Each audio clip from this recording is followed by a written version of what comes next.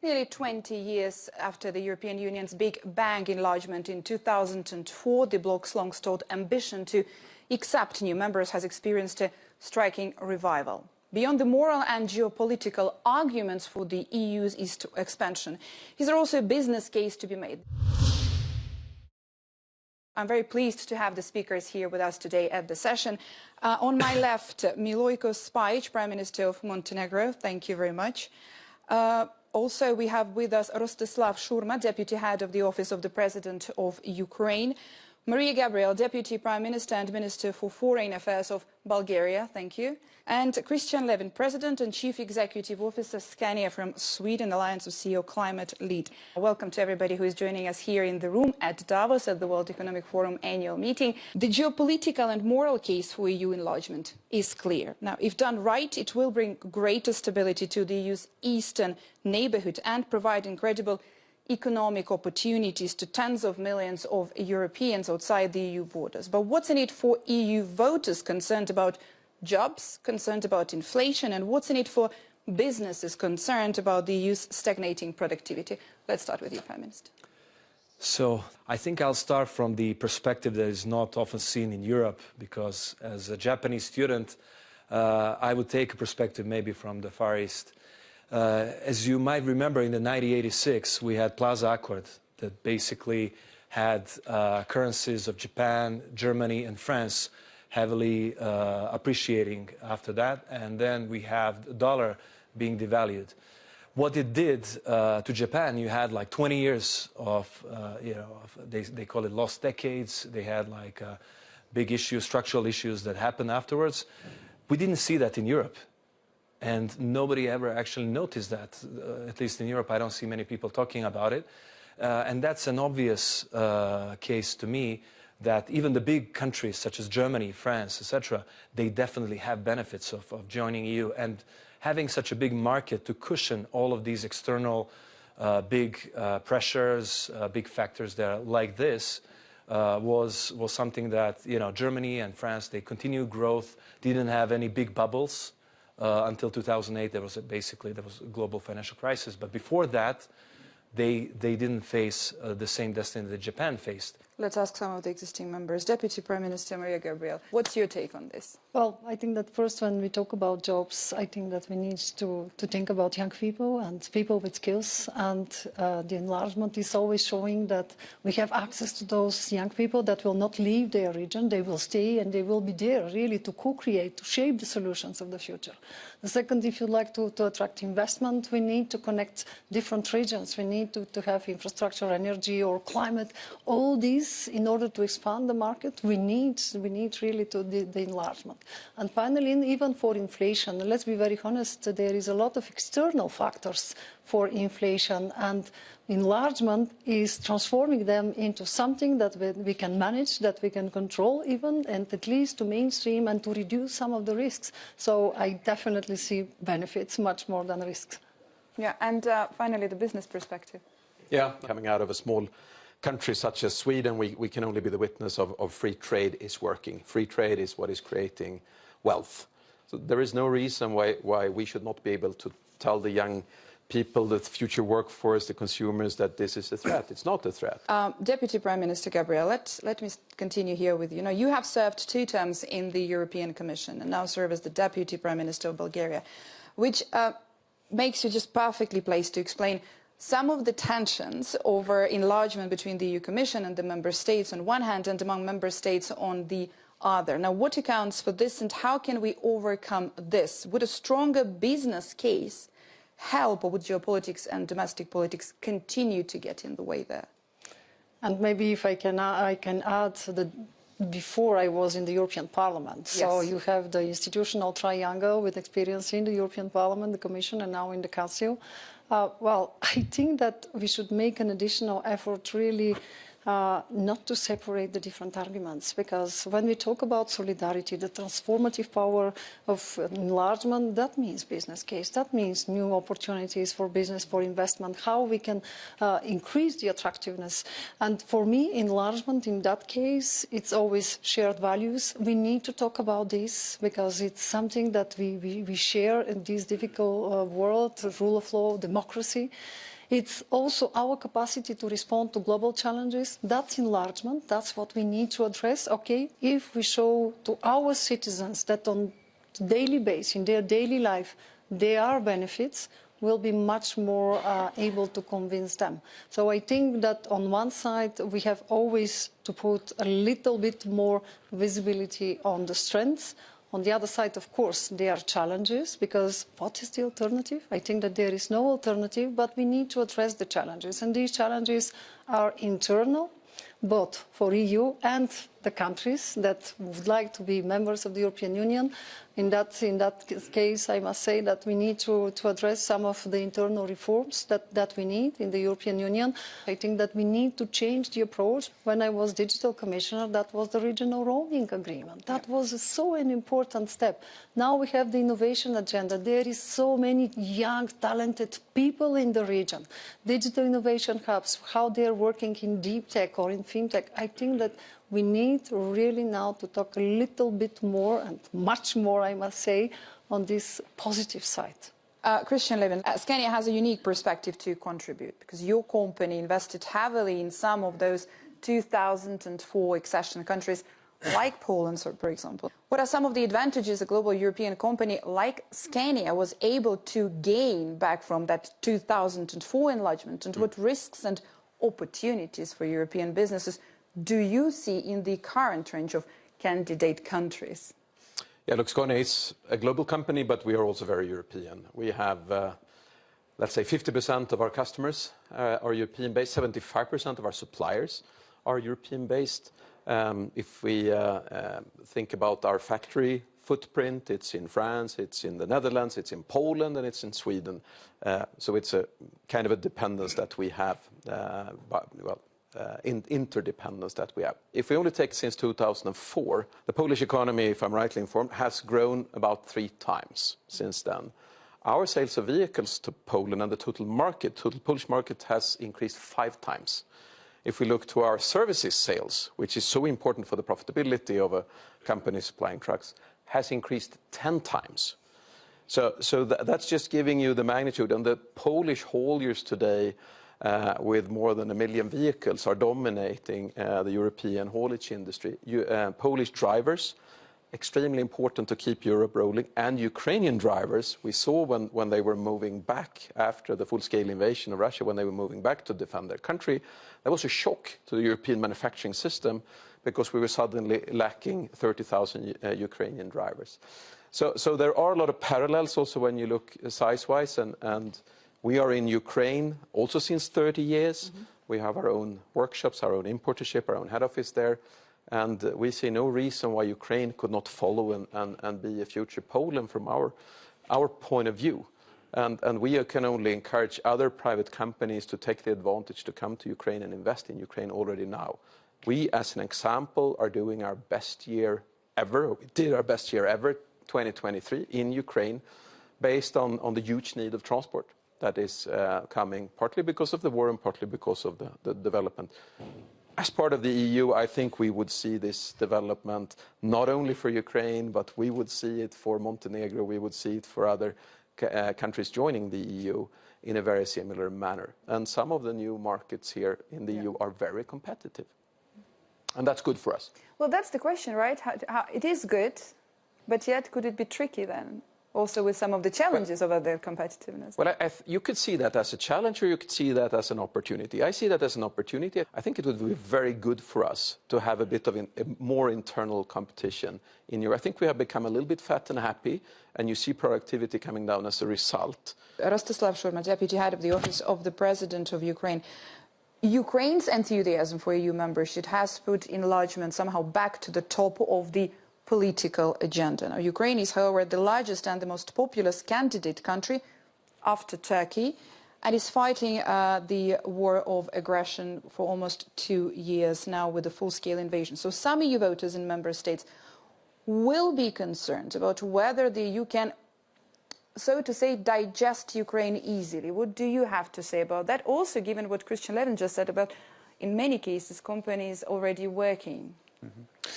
Frankly speaking, I've heard from Christian more about opportunities rather than challenges, and more about the stimulus for the competition. The European Union was much smaller when they took Poland, and they digested it.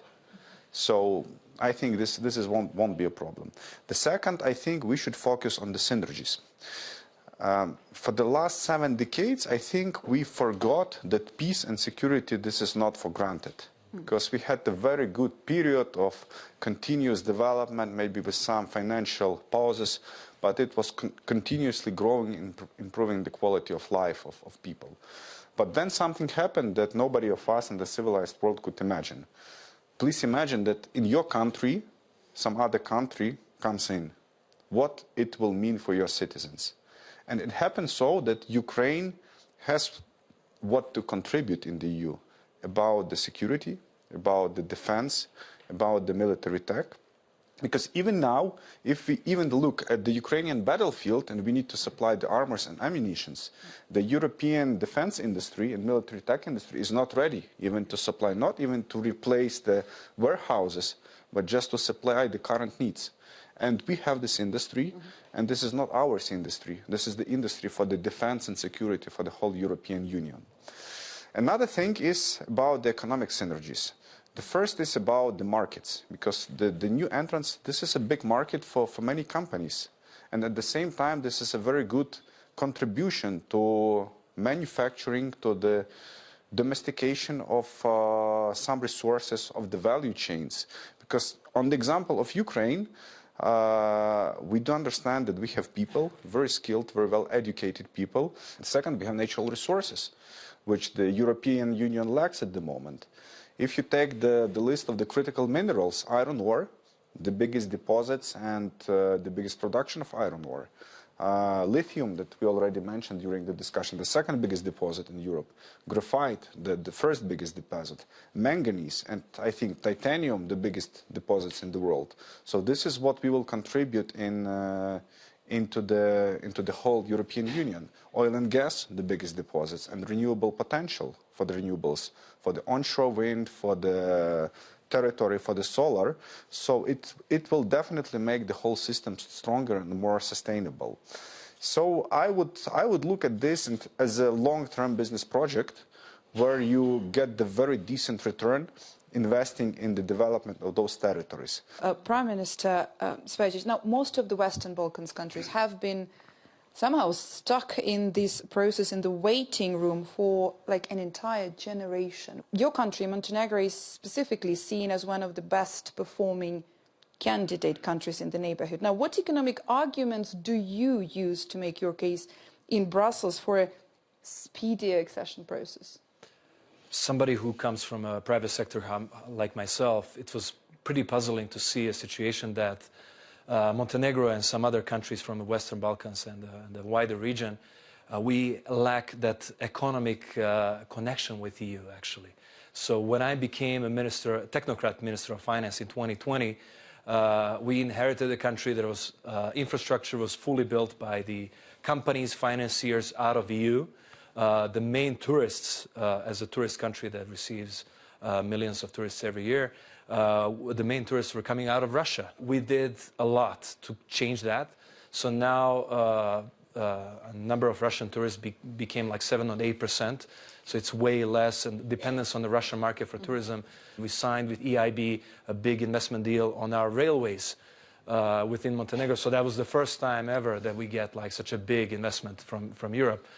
Then with the private market, obviously, with the EU growth plan, what I tell to the EU guys is like, hey, it's not about that. Montenegro's finances are pretty healthy. We have 60% debt over GDP. We are like fiscal deficit within the Maastricht criteria. So we can finance most of the things ourselves. But the EU growth plan is so important because it's such a strong signal to the private sector Montenegro used to be more like Mongolia or Kazakhstan in terms of the economic structure, but then we were like geopolitically or strategically Brussels. So that discrepancy doesn't work long term. So if you want to be part of the club, you have to be both economy and value-based. So I think this is the winning combination, and I really think that EU has to step up their game, and I think they're doing it, finally. We are going to have a big investment cycle in the next 5 to 6 years in Montenegro. We expect EU companies and EU finance and EU's infrastructure vehicles to be much more active than they used to be before. And we are ready for that. And I think EU is finally ready. We somehow have heard much more Western Europe leading the enlargement discussions over the past decade or decades. Should Eastern Europe, Central Europe, Balkans have a rather more equal saying? Mr. Schumer, what's your take on that? Initially, I think there were the whole signs, because when the war started, I think that the Eastern European countries, and they were the strongest backers of joining Ukraine. But in fact, the last half a year, you see what's going on with the Ukrainian agri-products was blocking the borders. I think this is the case when the niche problems start impact the domestic politics. Overall, we feel the very strong support now as in ever of the core countries of the EU, like the Germany, like the France, like Italy, that are basically the core supporters. And we have seen this changing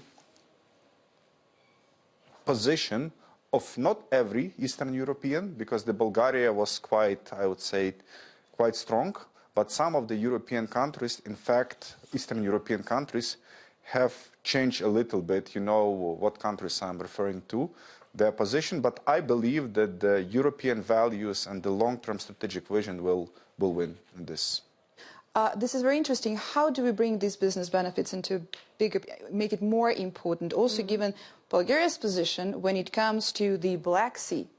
Well, I don't agree that first we are talking about Western Balkans because of Russia. It's simply not true. Remember the Bulgarian presidency of the Council with the Western Balkans Summit in 2018. For the first time, again, the Western Balkans were on the top of the European agenda. And after we already have seen the digital agenda, innovation agenda, the new growth plan that is we have now, we have really now a huge investment. And I think that we should definitely here see how all together we can advance. Second, I must say that following my personal experience, when we have our foreign affairs ministerial meetings, it's always Central and Eastern Europe talking about enlargement, Western Balkans and Ukraine. It's me, it's my colleague from Slovenia, from Croatia. And I think that even sometime when we have some tensions, it's important to discuss. And I think that some of the reactions are because we have our experience and we don't want to see other countries with the feeling to be treated like second category of citizens. And I think that we should learn from the previous enlargement. I'm giving the example of Bulgaria, what that means, mechanism of cooperation, verification for more than 10 years, just that was ended last year. That's important, rule of law, democracy, but let's work since the very beginning. And I think, again, Bulgaria and Romania are not in Schengen. Why? All the technical criteria are fulfilled since 11 years. I think that sometime we should take a little bit of time and to discuss about this, because some of the reactions are not only internally motivated. They are because we would like somehow to anticipate and not to have the same attitude that we felt somehow during the years. And the other argument that I would like to use, we must stay much more focused to show how we can transform the challenges into opportunities. Bulgaria stopped the ban for the export of the Ukrainian grain. That was not an easy decision. 3 days, all farmers on the street. But we managed to explain to them that that's an extraordinary opportunity to increase the connectivity in this part of Europe, to talk about infrastructure, rail system or roads, and that means much more benefits for markets, for companies, for citizens. It's not easy, but I think that That's why I'm not sure that we started again to talk about Western Balkans because only of the Russian aggression in Ukraine. I think that because we started finally not to talk only about chapters, Montenegro, I always remember the numbers, for many years we are talking about this, we started to talk about competitiveness, infrastructure, regions, young people, perspectives, security, independence, sovereignty, strategic choice. I think that that's why now we have a change of the agenda, but that's the right way. We should continue in this direction. That's all we have time for today. Thank you very much. Thank you. Thank you.